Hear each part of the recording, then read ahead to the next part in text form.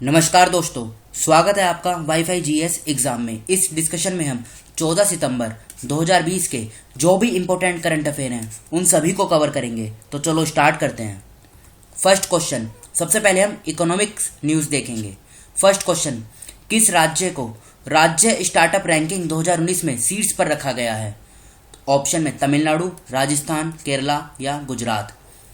तो सबसे पहले आप ये जान लीजिए, ये जो स्टार्टअप रैंकिंग 2019 है इसे किसके द्वारा रिलीज किया जाता है? तो DPIIT। क्या है ये? Department for promotion of industry and internal trade. फिर से बोलता हूँ, department for promotion of industry and internal trade के द्वारा इसे रिलीज किया जाता है। अब ये क्या दर्शाता है कि जो स्टार्टअप को यानी किसी भी राज्य में स्टार्टअप करने की जो प्रक्रिया है वो कितनी ईजी है। तो उसमें टॉप स्थान प्राप्त हुआ है गुजरात को, ये बात आप याद रखेगा। अच्छा, फर्स्ट पे रहा है गुजरात, तो दूसरे स्थान पर कौन रहा है? बिहार। और तीसरा स्थान प्राप्त हुआ है महाराष्ट्र को। ये तो बात करी हमने राज्यों में। अब केंद्र शासित प्रदेश में यानी यूटी में पहला स्थान किसको प्राप्त हुआ है? अंडमान एंड निकोबार आइलैंड को। ये बात आप याद रखेगा, यूटी में अंडमान एंड निकोबार आइलैंड और स्टेट में पहला स्थान प्राप्त हुआ है गुजरात को। तो इस क्वेश्चन का सही आंसर है डी, गुजरात। बढ़ते हैं आगे। डाक विभाग ने किस योजना को शुरू किया है? तो डाक विभाग ने अभी रिसेंटली 5 स्टार विलेज रेटिंग, ये जो स्कीम है इसको लॉन्च किया है। ये देखिए पिक्चर में 5 स्टार विलेज स्कीम को लॉन्च किया है डिपार्टमेंट ऑफ पोस्ट ने। किस लिए? देखो, गांव गांव तक डिपार्टमेंट ऑफ पोस्ट अपनी पहुंच बनाना चाहता है और डिपार्टमेंट ऑफ पोस्ट के द्वारा जो भी स्कीम चलाई जाती हैं वो दूर दूर तक गांव के हर आदमी को उन स्कीम का फायदा हो सके। इसलिए डिपार्टमेंट ऑफ पोस्ट ने 5 स्टार विलेज को, ये जो स्कीम है इसको लॉन्च किया है। ये बात आप याद रखेगा। बढ़ते हैं अगले क्वेश्चन की तरफ। YSR, एक सेकंड मिटा देता हूं। हाँ, YSR आसरा योजना से स्वयं सहायता समूह SHG से जुड़ी कितनी महिलाओं को लाभ मिलेगा?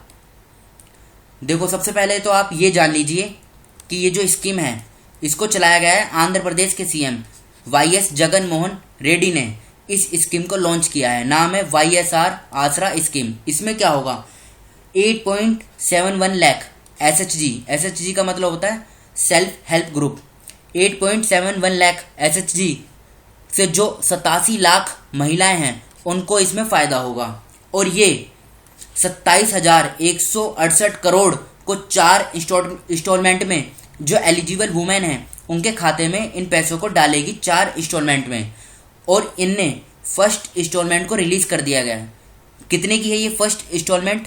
6,792 करोड़ की। 11 सितंबर 2020 को ये इंस्टॉलमेंट इन्होंने रिलीज कर दी गई है। अब देखिए ये क्वेश्चन अब क्या पूछा गया है कि कितनी महिलाओं को लाभ मिलेगा? तो आंसर होगा इसका 87 लाख। यानी इस क्वेश्चन का सही आंसर हो जाएगा बी। थर्ड क्वेश्चन का बी आंसर सही है। बढ़ते हैं अगले क्वेश्चन की तरफ। किस राज्य यूटी ने आयुष्मान भारत की तर्ज पर एक सार्वभौमिक स्वास्थ्य बीमा योजना की घोषणा की है? तो ये की है जम्मू कश्मीर ने। ये है क्या, ये देखते हैं। ये देखिए आप, जम्मू कश्मीर लेफ्टिनेंट गवर्नर जो है मनोज सिन्हा, इन्होंने यूनिवर्सल हेल्थ इंश्योरेंस स्कीम को सेंटर की जो आयुष्मान भारत स्कीम है उसके तर्ज पर इसे रिलीज किया है। और इसमें क्या होगा? यूनियन टेरिटरी जम्मू कश्मीर की जो पूरी एंटायर पॉपुलेशन है उसको ये कवर करेगी। और इसमें खर्चा आएगा 123 करोड़ का। और इसमें क्या होगा? जो रेजिडेंट है, जितने भी रेजिडेंट हैं वो, और सर्विंग और रिटायर्ड जो एम्प्लॉई हैं वो और उनकी फैमिली को इस स्कीम के अंदर शामिल किया गया है। और इसमें फ्री ऑफ कॉस्ट यानी उनकी मदद फ्री करी जाएगी इस स्कीम के अंतर्गत। अब बढ़ते हैं अगले क्वेश्चन की तरफ। यूएई के बाद कौन सा देश अरब देश इजराइल के साथ अपने संबंधों को सामान्य करने के लिए समझौता किया है? तो इस क्वेश्चन का सही आंसर है बी, बहरीन। देखो, अभी आप जानते हैं यूएई और इजराइल, इन दोनों के बीच टकराव चल रहा था जिसमें मीडिएटर का काम किया यूएसए ने। और इन दोनों के बीच जो प्रॉब्लम थी उसको इजीली सॉल्व कर दिया गया। और अब उसी तर्ज पे इजराइल के साथ काम करने के लिए बहरीन भी तैयार है। इन्होंने एग्रीमेंट को साइन किया है अभी रिसेंटली। एक सेकंड, ये देखिए आप। सबसे पहले बहरीन कहाँ पर है? ये बहरीन की लोकेशन है। और इज़राइल कहाँ पर है? ये इज़राइल है। और यहाँ पर है यूएई। तो इनकी लोकेशन भी इम्पोर्टेंट है, याद रखिएगा, एग्जाम में पूछी जाती है। देखो यहाँ पे है स्टेट ऑफ हॉर्मूज और नीचे है यहाँ पे बाब अल मंदेब स्टेट। ये बात आप याद रखेगा। अब एक क्वेश्चन मैं आपसे पूछता हूँ कि रेड सी और पर्शियन गल्फ के बीच में कौन सा देश पड़ता है? देखो इस तरीके के मैप से क्वेश्चन पूछे जाते हैं, मैप बेस्ड होते हैं ये। तो पर्शियन गल्फ और रेड सी के बीच में पड़ता है सऊदी अरेबिया। और अगर ये पूछे जाए कि कैस्पियन सी और पर्शियन गल्फ के बीच में कौन सा देश पड़ता है, तो आता है ईरान। ये ऊपर कैस्पियन सी है और नीचे है पर्शियन गल्फ। ये थोड़ी मैप लोकेशन है, इसे आप याद रखेगा। इधर इराक है, ये कुवैत है, Bahrain, Qatar, UAE, Oman, Yemen और इधर है सऊदी अरेबिया। और यूएई में ही ये है दुबई से है। ये बात आप याद रखेगा। ये गल्फ ऑफ ओमान है, इधर अरेबियन सी है, ये गल्फ ऑफ एडन है, ये रेड सी है और यहाँ पे है सुएज कैनाल। ये बात आप याद रखेगा। ये इजिप्ट है, ऊपर ये इधर है मेडिटेरियन सी। तो ये देखिए हमने मैप की लोकेशन। अब बढ़ते हैं अगले क्वेश्चन की तरफ। जम्मू में पहली बार कैनबिस दवा परियोजना की शुरुआत किस देश के सहयोग से की जाएगी? सबसे पहले तो आप ये जान लीजिए, ये जो कैनबिस है इसकी मेडिसिनल वैल्यू है, मतलब ये मेडिकल में यूज़ किया जाता है। ये क्या है? ये गांजा है, इसे यूज़ किया जाता है दवा के तौर पर। तो अब जम्मू में पहली बार कैनबिस दवा परियोजना की शुरुआत कनाडा की सहायता से की जाएगी। ये बात आप याद रखेगा। कनाडा कहाँ पर है? ये मैप वर्ल्ड मैप है और ये ऊपर है नॉर्थ अमेरिका में कनाडा, यहाँ पर। अच्छा, नॉर्थ अमेरिका में एक ग्रासलैंड है, क्या नाम है उसका नाम है प्रेरीज। और ये साउथ अमेरिका है, यहाँ पर एक ग्रासलैंड है, उसका नाम क्या है? पंपास।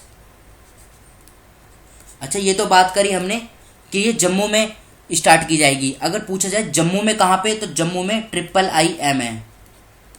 ये बात आप याद रखेगा। ये IIM ये है क्या? अगर कोई पूछे कि IIM क्या है, तो ये है Indian institute of integrative medicine. ये जम्मू में है। और कनाडा की बात करें तो कनाडा की जो करेंसी है ये क्या है? Canadian dollar. और कनाडा की जो कैपिटल है वो क्या है? ओटावा।